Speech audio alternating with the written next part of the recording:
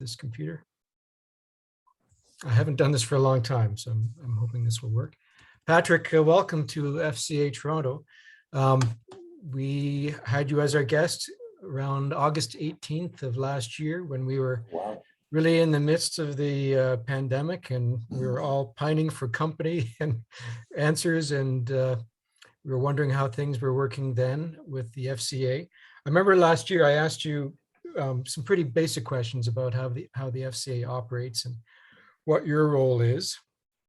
And I think this time I wanted to take some of the questions that I gathered last week and would start with the really big picture. And it's been, what, a year, nearly 2 years since FCA Toronto was launched. Yeah. And I guess we're wondering, has the landscape changed for FCA Toronto? I use that as a pun. How has FCA changed in that time since we've come on the scene, since other chapters have formed, and then of course with the pandemic? Big question. Overall, the Federation has gone through quite a bit of expansion over the last few years, including having more members outside of British Columbia.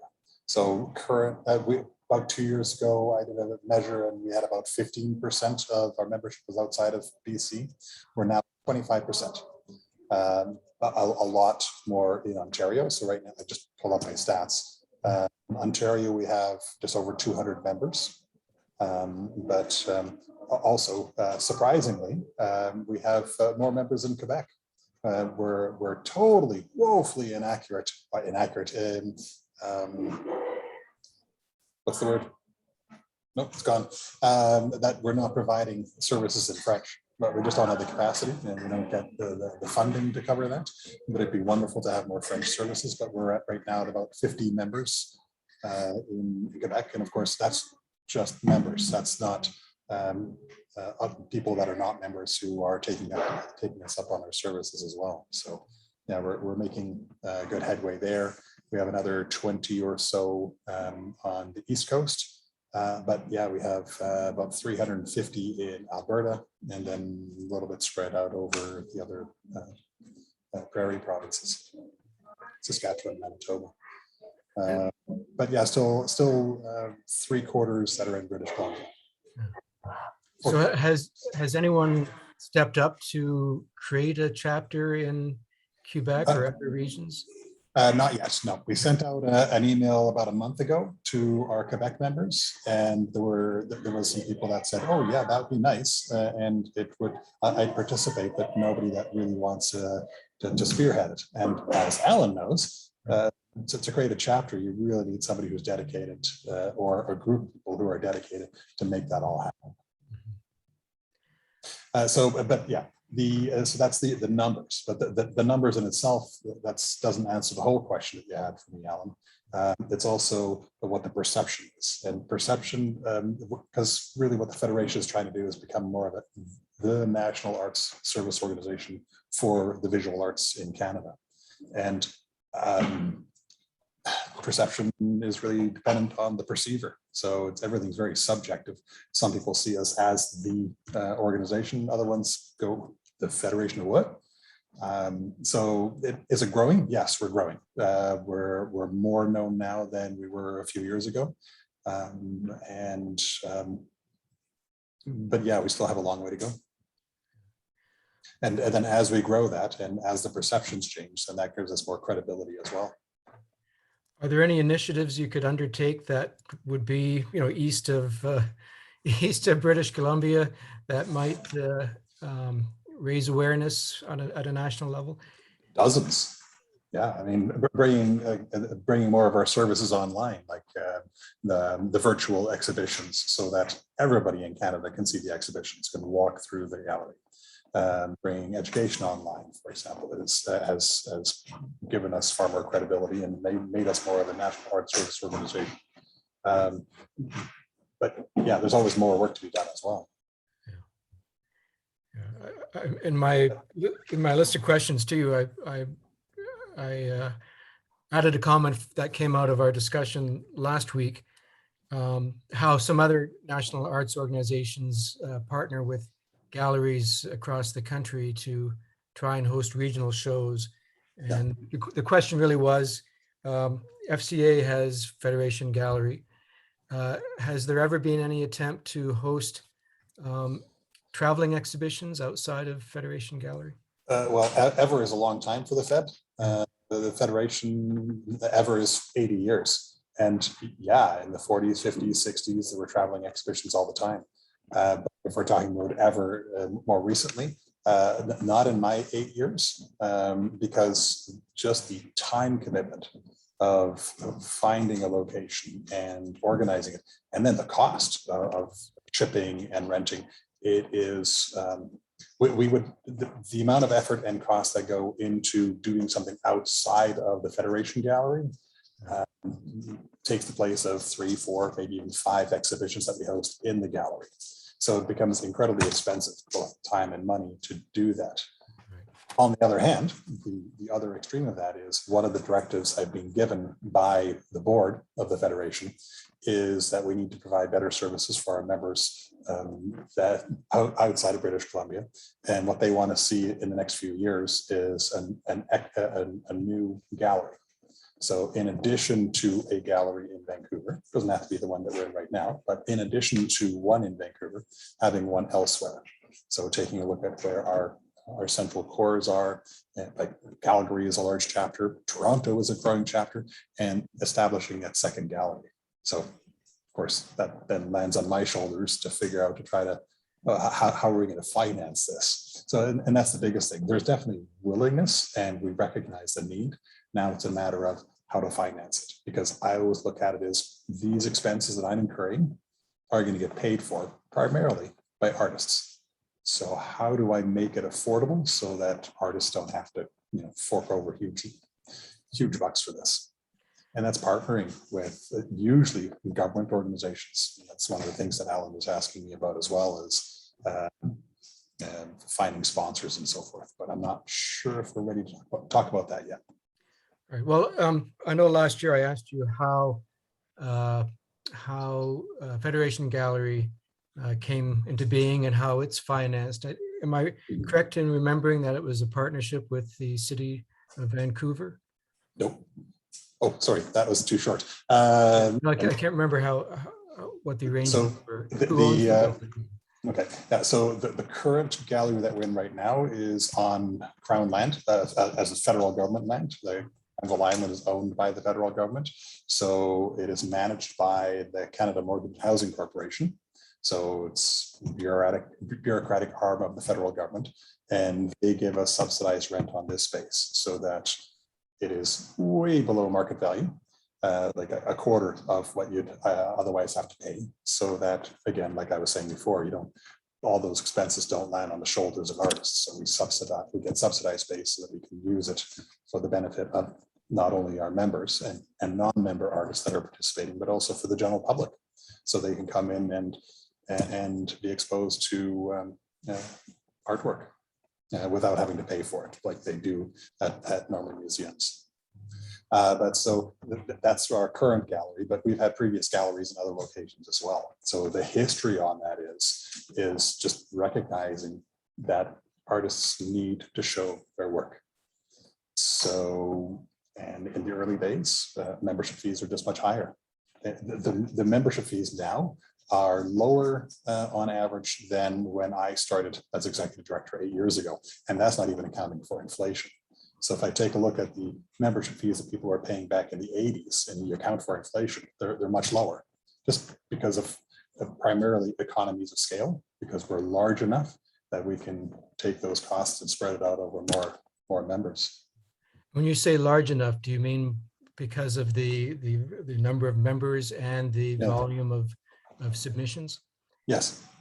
Yeah. So every time if for example, if you have 200 members and you're trying to pay rent, your membership fees must have to be a lot higher than if you have, like what we have, 2,800 members. So we defer the cost over a larger number of people, and then but then membership fees wouldn't be anywhere close to being able to pay for our overhead, really it's then taking what we have and, well, making a business out of it. So our sales really focusing on over the last few years. So whereas we used to sell $30,000 or $40,000 worth of art in a year, yeah, you make a little bit of money on that. But this year, the sales team is shooting for $250,000 in sales. Then, and we take our little bit of that. So artists are selling more work, so they're able to make a little bit more of a living on that. And then the remainder goes into the coffers of the Federation, if you want to call it that, the piggy, so that we can then reinvest that into the next project of whether it's what we just finished with expanding the website capacity, or putting that nest egg aside so that we can open up that next gallery down the road, because that's to get done in the next couple of years.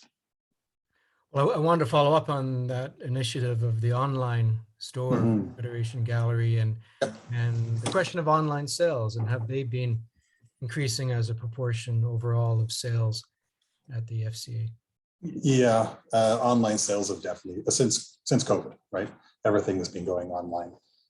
So it's difficult to track, because a lot of the times it looks to me like it's going to be an online sale, and then I hear from my sales team that, oh no, that person was in the gallery just a couple of days ago, and they just had to think about it, and then they just went online and bought it.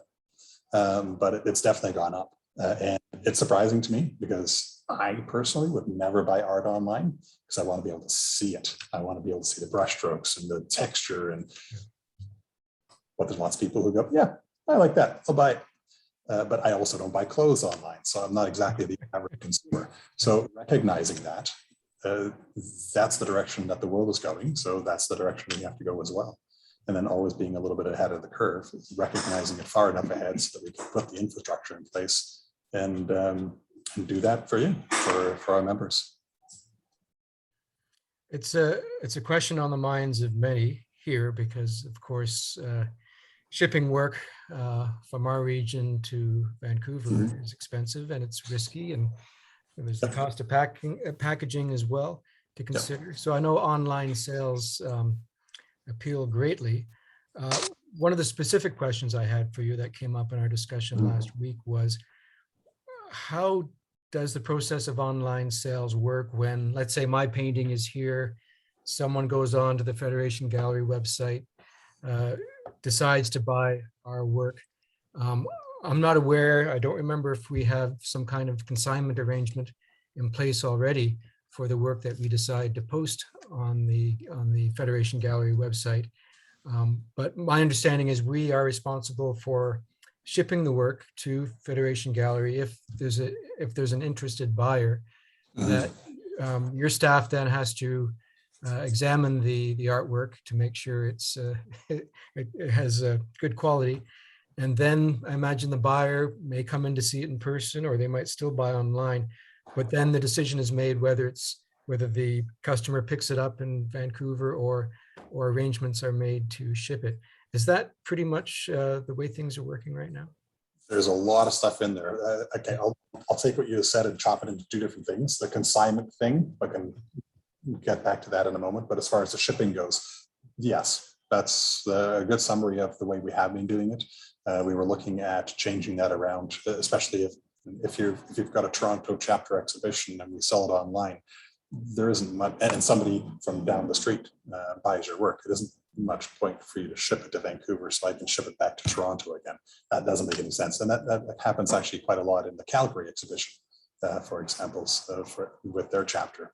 You have a local buyer, and so we just let them sort that out. But on the other hand, from the exact opposite end of the spectrum, I've seen a lot of work come in from that has been bought online, and it comes in from the other side of Canada, and it's like, okay, there's no wire on the back, and it's, in really rough shape. I'm rather cautious to have artists who are just new to the game ship directly to the client, because it's also the Federation's name that's associated with that. So, but I'm rather conservative there. It's like there's a lot of businesses. I was watching an expose on how Best Buy does it, right? Best Buy, you're talking about a company that's trying to get an edge into selling electronics online. they've got a forum where you buy from their website, but it's actually coming from a third party. Now, it's not a secret, it's part of their business model, but these third parties are then shipping directly to the clients. The expose was on, hey, is this stuff really as good as what Best Buy is saying? And often it isn't, because Best Buy is not at all involved in the process. You don't, if it doesn't work, you can't go back to Best Buy to return it. You have to go back to that third party, and it just becomes a mess. So I'm a little bit cautious around that, because I want our clients to know that they're buying from us, that they're getting quality. And while a lot of our members who have been working with us for a while, who've been selling things through the gallery, will know what they should be doing, not everybody does. So right now we're still doing it the way you were describing, Alan, with all the double the shipping.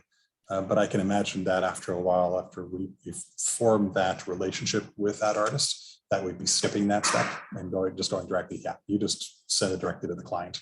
It makes half the cost of shipping, and it reduces the process by half the time as well. It's far more efficient. But then, yeah, that's for the artist where we've formed that relationship.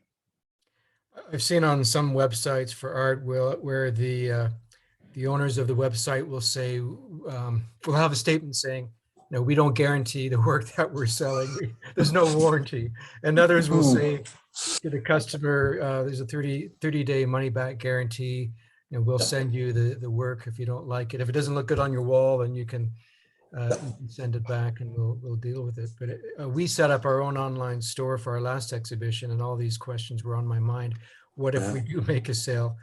And if the work isn't in front of us, all these complications can arise. Well, and we do, as ever, even before a lot of our sales went online, we still provide that money back guarantee. So if somebody comes into the gallery, sees something on the wall, they say, yeah, I'll buy it. They take it home, they mull it over for a few days, and nah, it's not for me. They bring it back into the gallery and they can have a return. I think our return policy is a couple of weeks, 15 days-ish. Mm-hmm. 2 weeks. 2 weeks, okay. 2 weeks. So, and how often does that happen? 1 in every 50 sales. People get attached, right? They see a painting, they got it home, they've got it hanging on the wall. It's not exactly what I expected, but I like it. So there's very few returns. So it's possible that we sell something of yours, you ship it to Vancouver, and it hangs on somebody's wall and then it comes back. Yep, it's possible. That's the cost of doing business, but it doesn't happen very often. But again, it does happen. So make sure that when you're selling your work, that you factor those sorts of expenses into the price tag of your work, that every once in a while it will come back, or that you're always shipping. That has to be factored in as well. And that was one of your questions. It was, and I want to jump on that. Factoring that in. Too. Yeah. So you're essentially asking the cost of shipping is much higher for somebody living in Toronto than somebody living in Kamloops or Richmond, for that matter. Richmond just up the street. Well, kind of. It's relatively inexpensive. Overall, no. I don't see a lot of concern around that, because if you're shipping a painting, an average size painting, you're looking, if you're going by Canada Post, you're looking at $30 or $40, maybe even 50. But if you're shipping it, depending on size, of course, if you have a larger painting, it's going to cost way more. Okay. Patrick, let me just pause you for a moment. We're getting a lot of noise in your office at the moment, so it's hard to hear your voice. Yep, they're hearing you. Okay, thank you. So the specific question I know we had was, if we're factoring in the cost of shipping and packaging and insurance or whatever to get the work to Federation Gallery for a couple of weeks, are the artists here pricing themselves out of the local market compared to local artists? Yeah, so I asked the team that, because I'm not necessarily plugged into that, but when I asked the team, they didn't see any of the Ontario artists pricing themselves out of the market. No. There is such a huge fluctuation between one artist and the next anyway. It's negligible. And besides, a lot of the time when somebody's in buying, if they're faced with a painting that's $500 or $550, they're not gonna notice. You're looking at price points where the shipping doesn't really impact the sales decision anyway. Okay. There were 2 other developments I wanted to ask you about. The first one was the Federation Galleries online store, but we also noticed that your foundations program and the Federation Academy now offers a great deal of offerings online. And how is that going? Are you getting a lot of people from outside of Vancouver joining in on those online courses? Oh, yeah. So almost all of our education programs are full. So now the challenge is to keep ramping it up until we get to that place where not everything's full, but the market is being served. Because in the end, the Federation, we're a charity, we're a nonprofit. We're just trying to provide our members and even non-member artists with the services that they want. So, okay, we find this is what they want. Okay, let's keep churning it out. All of the mentorships are all just full. And foundations also filled up, both the online version as well as the in-person version that we have in our classroom now. Yeah, everything's filling up. So now we have one full-time person who the only thing she does is education. That includes classes, workshops, in-person, online, and also the retreat. So now it's a matter of, okay, how do we expand from this point forward? So it does sound like it's an opportunity for anyone here who would like to offer to be a mentor or offer workshops that they could do remotely or online. It sounds like that if they approached your education director, then that might be something that they could work out for the future to help meet the demand. Yeah. Yes. Short answer. Mm-hmm. Okay.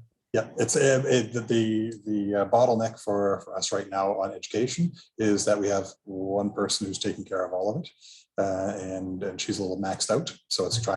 Right, okay, now what's the next step? Where are we going to go? So it's going to be a little bit easier for the coming year because it was our first year during the retreat, for example. So everything had to be created from scratch. Now, for the next year, we're going to a different location, but all the systems are pretty much the same. So that creates a little bit more efficiencies there so that you can add on yet another track. But there's always the next thing, and what's the next thing?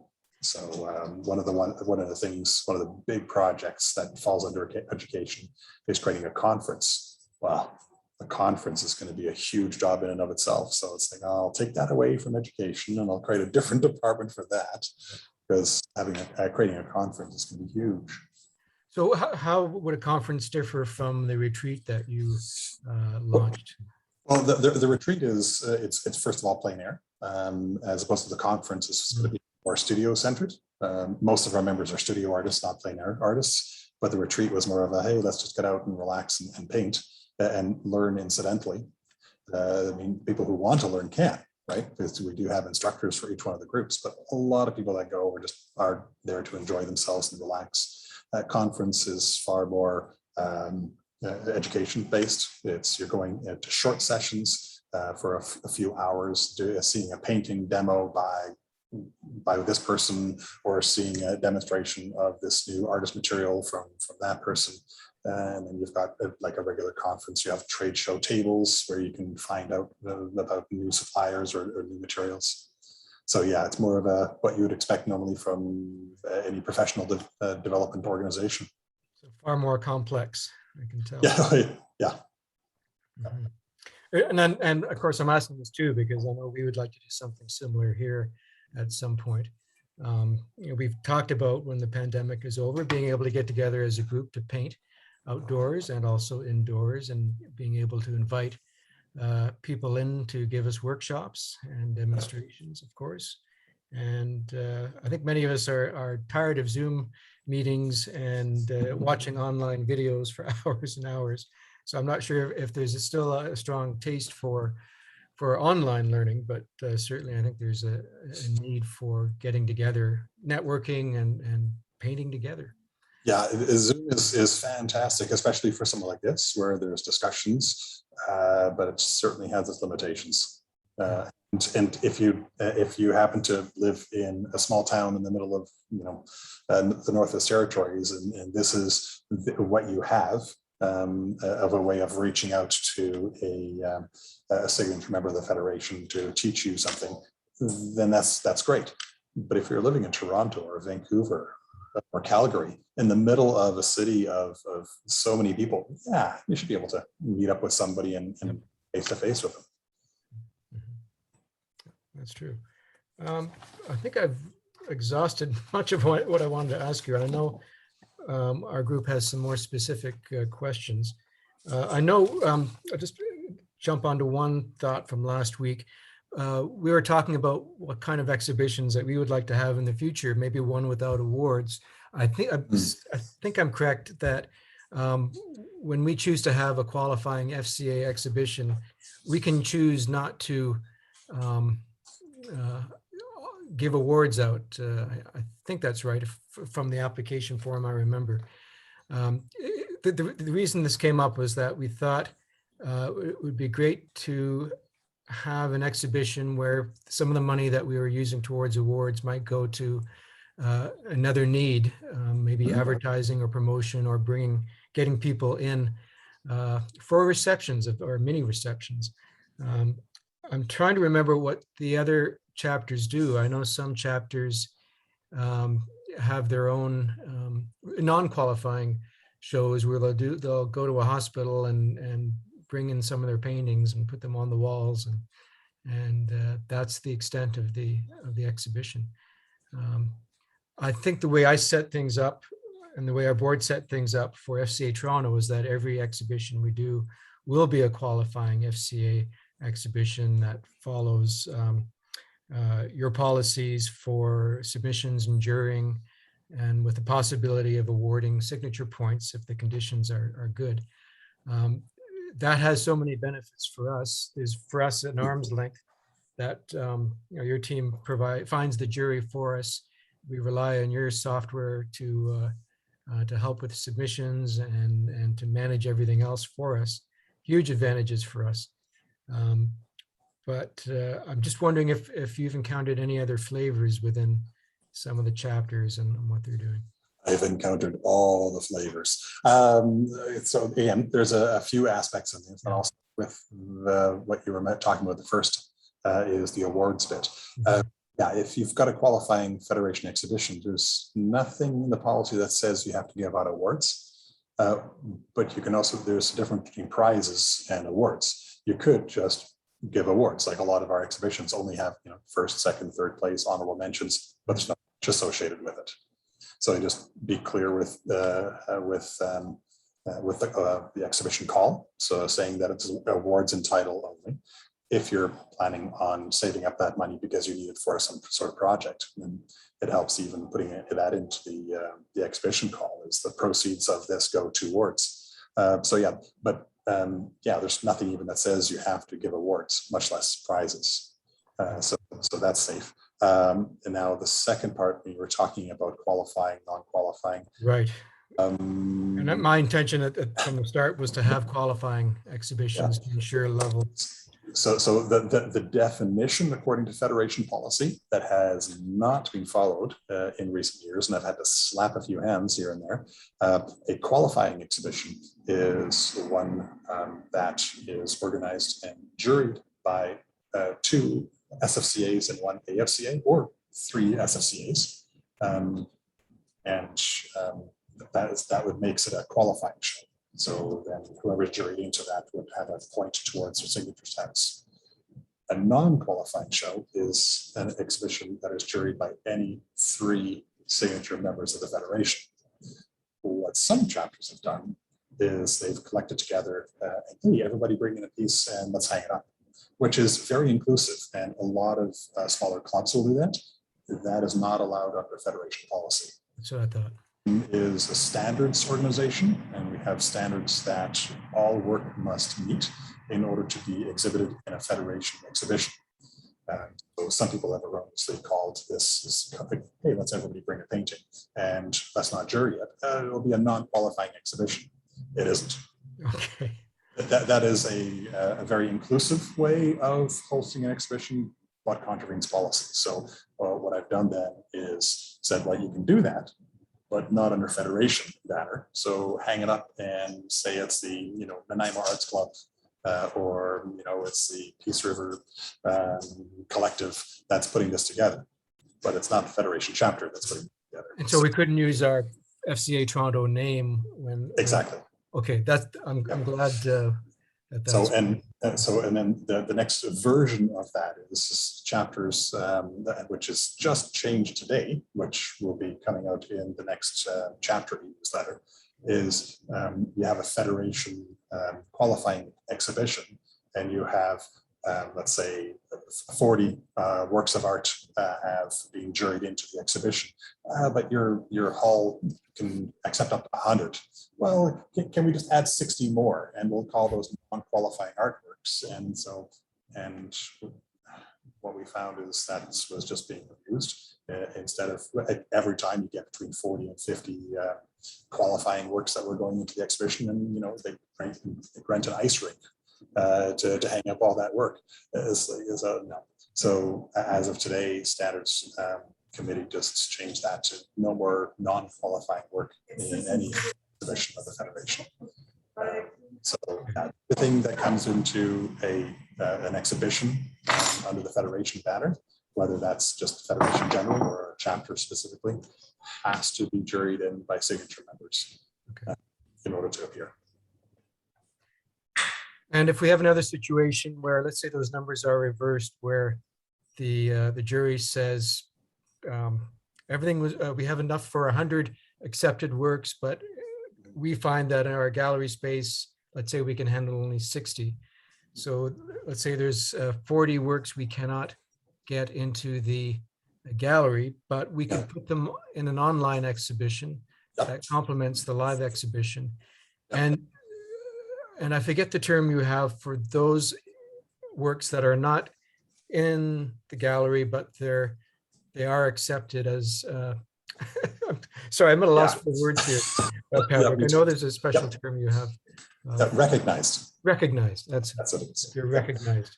And we came up with that term when we grew as an organization, and the gallery did. The gallery stayed the same. So we had been turning away these people that had good enough work, but we just didn't have space for them. And we realized that it's just not fair, that people are trying to collect their qualifying points, and either they do or they don't meet federation standards. If they do, that needs to be recognized, not just turn them away and have them wonder, well, why am I not getting into shows? So it's putting that in. So that's why, like I said earlier, the board is pushing on, okay, we need to figure out, open a second gallery, because every exhibition we have recognized pieces now. We just need more capacity, we need more space to show this work.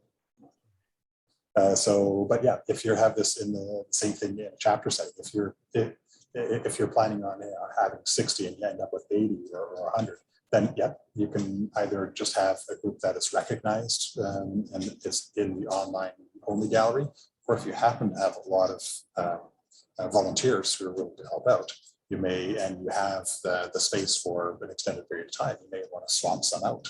Oh. So for the first couple of weeks, you show some, and then the next couple of weeks, you show others. That's permissible as well. But then I would strongly suggest that you have more than just one or two people doing all that work, because that's a lot of work. Yes. So if you have a very small group, then I wouldn't recommend it.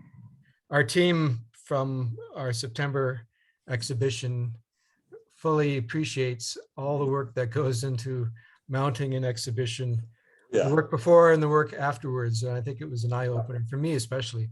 Oh yeah, it's a huge work. Yep.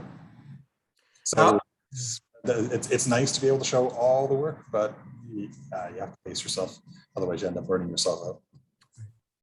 Let me jump now to some of the questions that we've collected now in our chat window. I think we may have answered a few from the beginning, and I'll just run through these.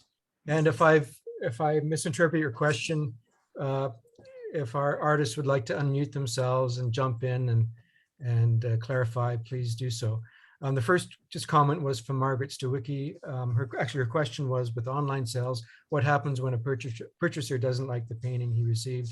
So the answer is that usually they can return it within that 2-week window for their money back guarantee. Well, and that's to provide them with that comfort of, hey, I can always bring it back if I don't like it. And there are actually quite a lot of sales that hinge on that. It's like, oh, I'm not sure about the color, and then take it home. But 9 times out of 10, like I said before, 9 times out of 10, they just keep it because they become emotionally attached to it, and very few ever get brought back. Beth Buford asked, have you considered a touring show? And I think Yes, we would covered love that. to have that. I would love to have touring shows, especially if you have something big like On the Edge or Air, or even one that's just organized to be a touring exhibition. Would love that. Problem, lack of resources. One touring show would eat as much resources as having 4 or 5 gallery exhibitions. So then we need to figure out how to make that happen. And I imagine any participating gallery would want a big fee up front to cover that. And you want this touring show to go to all the big cities, and well, rent to the big cities is huge. Yes. Next question was from Nicole Dolson. I think she just asked patronage. We may have covered that a bit. I know it's something we want to look at for both sponsorship and seeing if we can find a patron who can help us with some of our ongoing expenses. Well, if you manage to get a patron, yep, well, your secret. Yep. I had some in my notes as well about sponsors and patrons. Sponsorship and patrons make up a very small part of our budget, 5% altogether, with grants thrown in as well. Federal government, provincial governments, they don't really want to provide grants, especially at the provincial level. I think Helen said it best when she wrote a couple of notes for me, where the nonprofits in the visual art fields at the bottom of the totem pole, outflanked by religious, First Nations, health, and community organizations. And that's where most of the money is going right now. Especially if you have, like, up the road from us is a nonprofit that specializes in kids' arts activities. They got loads of money. Arts for adults? No, not so much. There's not a lot of money in there. So when I'm looking at sponsorship, I'm looking at the $3,000 range. Our budget is $800,000, so it doesn't make much of a dent. And it's the amount of time they have to pour into it. How long does it take you in order to find a sponsor or a patron? And does that pay off once you find that sponsor? If I have to stick $2,000 or $3,000 of the staff time into finding a sponsor, and then they donate $2,000 or $3,000, it doesn't really help us along. And do you find that's the same with grant proposals? Even worse. Yeah. Rarely do grant proposals really pay off, and it's usually in small amounts. So you spend $5,000 or $10,000 in staff time, and then you end up getting $5,000 or $10,000 in grants. And when you're taking a $10,000 grant, that's the biggest one we got right now. Subsidize, we get that from Heritage Canada. It's $9,000 from Heritage Canada to subsidize Art Avenue magazine. But the amount of time that goes into that, it's probably about the same. It's a zero-sum game. And the bigger the grant becomes, the more paperwork and the more time goes into trying to convince the grantor to provide the money. I don't want to be negative about it, because that is the way forward. We have to find more grants. But the type of compromises they often want, the last discussion I had with Canada Council for the Arts, they were willing to give us grants, but we had to start paying CARFAC fees. For those of you who don't know, essentially the model is, if we display your work in an exhibition, you being the artist, we should pay you for displaying your work, which makes sense from one perspective. But when I was speaking to them, I described it as, well, we operate pretty much as a collective. So my revenues are from artists. So if I'm paying CARFAC fees, I would be taking money from one artist and then giving it over to another artist. So that doesn't make much sense. So what I need funding. And if you want me to pay CARFAC fees, I'd be happy to, but give me the money and then I will give the artist the CARFAC fees. And after much discussion, what I ended up is like, well, they were willing to, but they would only give me a certain amount per year. That amount per year worked out to 4, maybe 5 exhibitions in a year that I'd be allowed to do. And I would not be allowed to do any other exhibitions that did not pay CARFAC fees.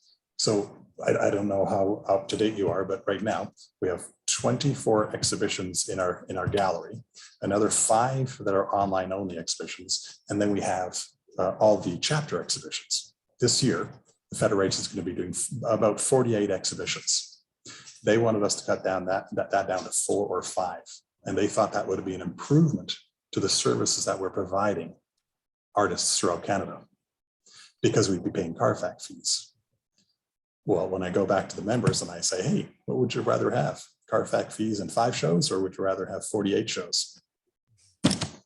So we have the 48 exhibitions, and we sell as much work as we can, so artists can earn a living and go on and do their work. So, but we're not going to get any money from the Canada Council for the Arts because we're not paying Carfax fees. I see. Okay. I don't know what to do with that, because I'm not willing to cut down to 5 exhibitions a year. And when you say 5 exhibitions, you were talking about helping chapters with their exhibitions. You'd only be allowed anything that comes in a federation banner would have to be under that number. So a chapter wouldn't be allowed to host an exhibition unless they're willing to pay Carfax fees. We have 14 chapters. What do we say? A chapter is only allowed to have an exhibition once every 2 years, every 3 years. It's unworkable. It's totally unworkable. So that essentially they're supposed to be there to help artists, but they're wanting us to reduce drastically the amount of services we're providing. It doesn't make any sense to me. And there was no logical discussion back and forth about, okay, how can we make this work? Nope, it's just either you do or you don't. It's a box that you need to check. So if anybody here has any friends at the Canada Council for the Arts and can have a discussion that makes sense at a rational level, that would be great, because it was not a rational discussion. We're doing exactly, we're providing the exact services that they're saying they want to have provided to Canadian artists, but they're not willing to fund it. We jump to some more specific questions, Patrick. Okay. I think the next question from Brenda, I think, was in the context of online sales and our shift of work to the FCA to be examined. She said, could we not send pictures to the FCA head office of the front and back of our work to avoid the extra shipping fee? But I guess it comes back to the question of the work needing to be examined by the FCA before it gets passed on to the prospective customer. I mean, there's always workarounds trying to figure out how to make it work. It's also just the quality of the packaging. I have seen work come to the gallery that's wrapped up in old couch cushions with duct tape around it. But where do I even start with that? Don't. So I wouldn't want anything like that, or even something halfway to that to go to a client. Right. So and a photo won't of the front and back of it. So it's a matter of establishing those relationships with the individual artists and saying, oh yeah, okay, this person knows what they're talking about. Make a note on their file saying yes, they know what they're doing, and then next time we sell something of theirs, just have it go directly to the client. Sheila was asking if you could just post the name and email of the education person. I forget who your education coordinator is. Our education coordinator, her name is Katrin, and her her email address is fairly simple. It's our website, right, artists.ca, and her address is education@artists.ca. It also happens to be on our website, the Federation Academy website. The next question is really a comment from Beth, and I think, Beth, this is in the context of sorry, I have to read this again. So Beth, you wrote, unless and until there is an FCA gallery in Toronto, all our shows can only be juried virtually, never in person, since we wouldn't have 3 signature members locally. I think at the moment we have about 7 FCA Toronto artists who are signature members, but we're not all in Toronto. So having a live exhibition in Toronto judged locally is not going to happen for a while until we all earn our promotions. So there's also two levels of jurying, right? And I'm not sure which one she's talking about. I think this is about for an exhibition rather than The awards jury. yes. Okay, so then I would say even with the Federation Gallery, the exhibition jury is done online. So it's only the award jurying that is outside of COVID times. The award jurying is done in person, but the exhibition jury, the initial sorting through the submissions, is done online.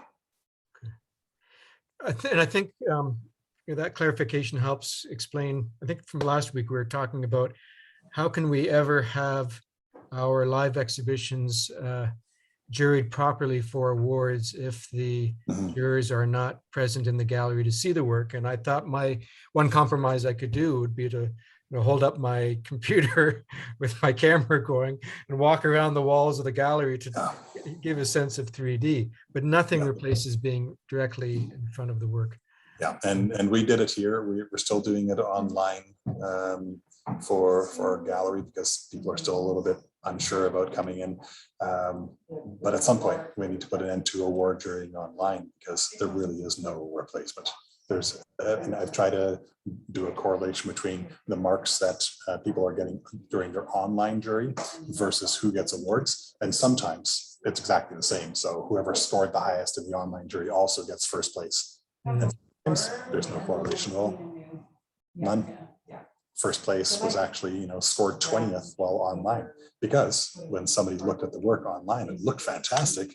And then, in person, it's like, oh, that's not what I expected at all.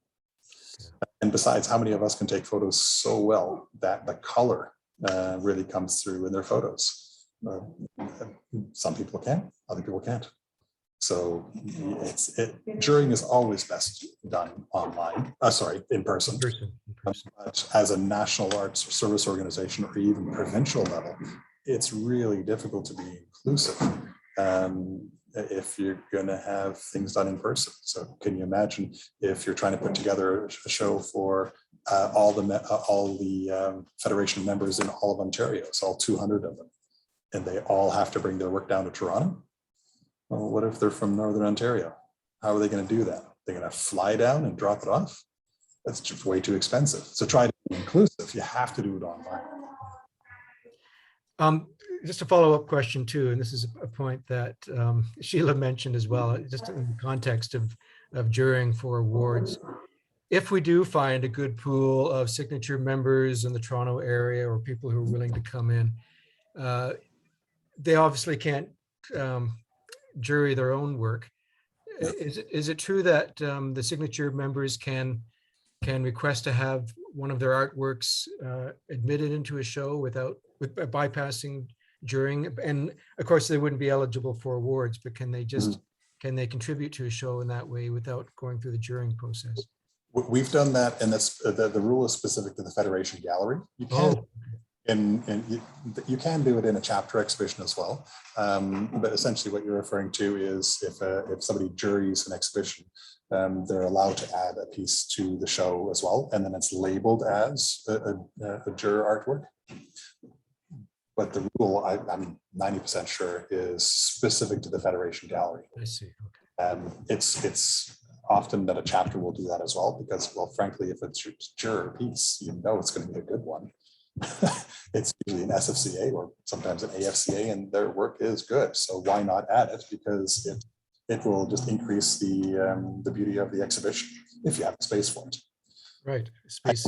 I don't know of any requirement of a chapter to do that. Here's another question just related to sales that Grace asked, Grace Dam. How successful are those 24 exhibitions online or otherwise? And I guess I'm assuming for Grace, success means sales as well as public recognition or public praise. How do you measure success, I guess? I'm having difficulty saying very, very successful, because success how do you measure failure.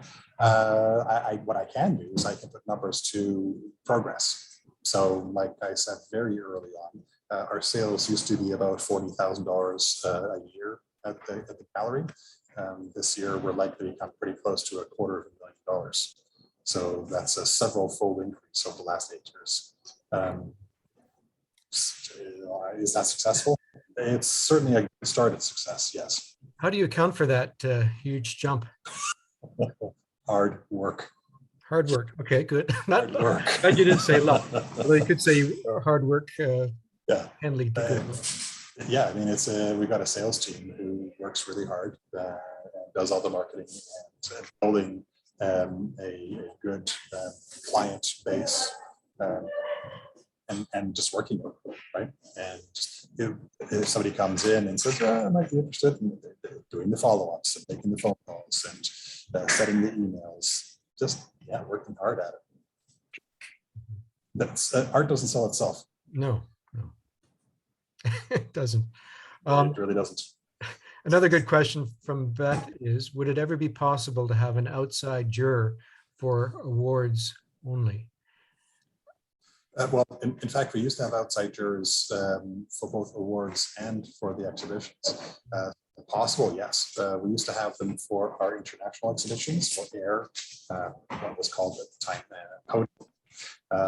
But what we found is, shall I call them slight irregularities?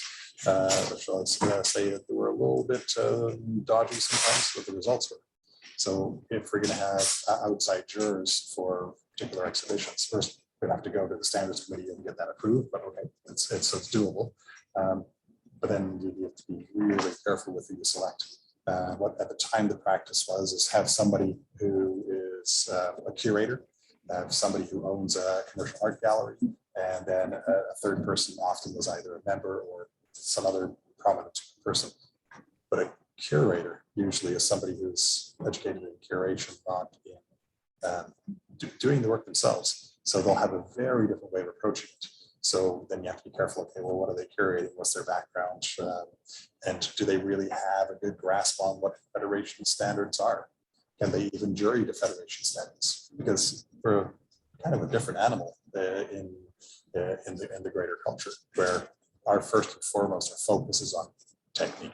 You need to know the technical aspects of painting, and then it's the expression. So when I was talking to another art group yesterday, to put it in context, I used the example of, well, if you're a writer, let's say you're writing a novel, writing a novel is not an anything goes sort of situation. You can't just make up your punctuation or your spelling or your grammar. You have to stick to the rules of grammar and spelling. Well, not always, of course, because if you're really good at it, you can break the rules sometimes as well, but you need to understand what the rules are. So why do we think that's any different for painting? So, but that's often what's being taught at universities right now is just, as long as you express yourself, it's going to be good enough. Or that's what you should be doing. But don't worry about the rules, just express yourself. And that's not what the federation is about. And when we have guest jurors, bringing it back to the subject again, when we have those guest jurors come in, they come from the camp of self-expression without any consideration of technique. And we had a lot of trouble with that. Good. Patrick, I think I've run out of questions. I'd like to invite anyone who hasn't asked a question in chat, who may not be able to type in from their iPads or whatever. If you'd like to jump in the last few minutes that we have, and to see if there's any territory we haven't covered yet tonight. But I've exhausted my list of questions, and your answers have been excellent. I know I asked you last year if there was anything you think artists could do better in working with the FCA, getting their work into Federation Gallery, or having successful applications. Is there anything that jumps to in your mind about what we could do better? Well, the thing that I've been talking about lately is trying to disarm the conflict sometimes. So remember that staff and the organization in general is here to be helpful within limitations. So we're here, we're not getting paid a lot of money. This is nonprofit. We're here because we love art, visual art, and we really want to be helpful. So when you get turned down from an exhibition, it isn't because we hate you and we want to rain on your parade. This is the system, and we're really trying to do whatever is necessary to help you grow as an artist. So coming at it from that perspective will really help keep the lines of communication open and figure out where to go from what the next step is. So working together and recognizing that we're trying to be a resource, but also that we're limited because we're working within a system that's supposed to benefit all 2,800 of us rather than just one individual. So whatever we do for one person, we should be able to offer for everybody else as well. I think people often forget how many artists do belong to the FCA, and you're working with a very small staff that is pretty thin. Yep. I've been growing it. When I first started, we had 3 people here, and one of them was part-time. Yeah, so now we've got 7, so we're about double the size of staff.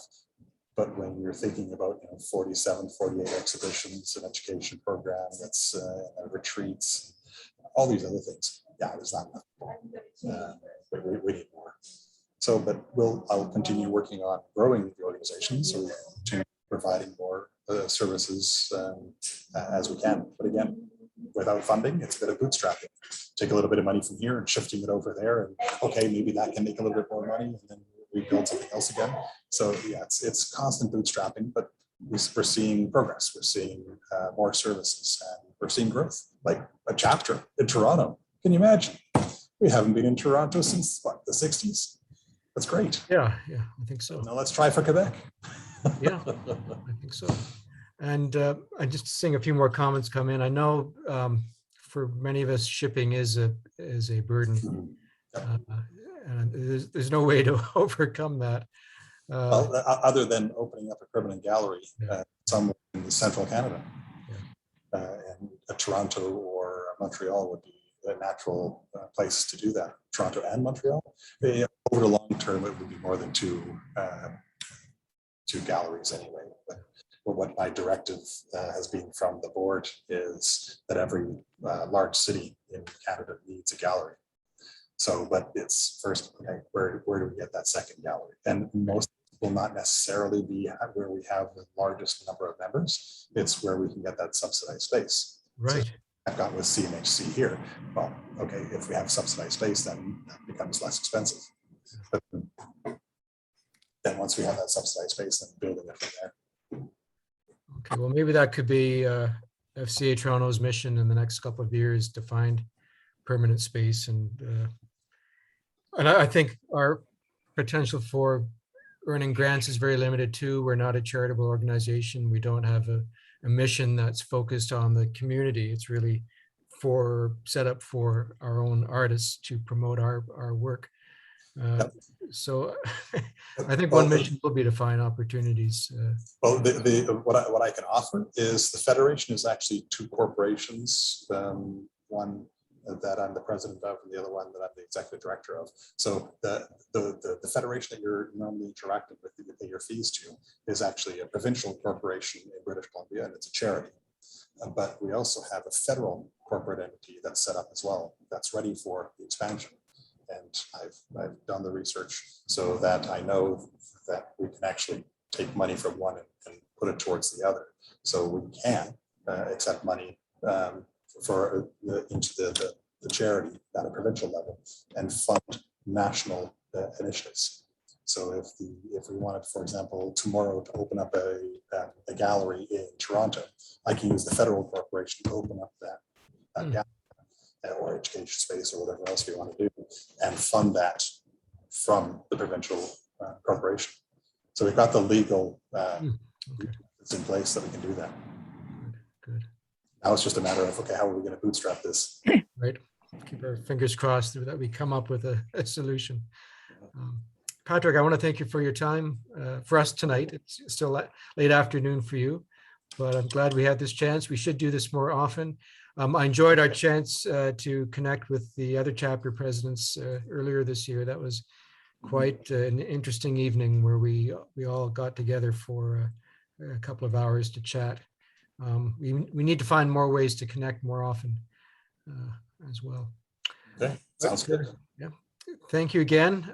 Thanks everybody for joining us tonight, and we will see each other again someday soon, I'm sure.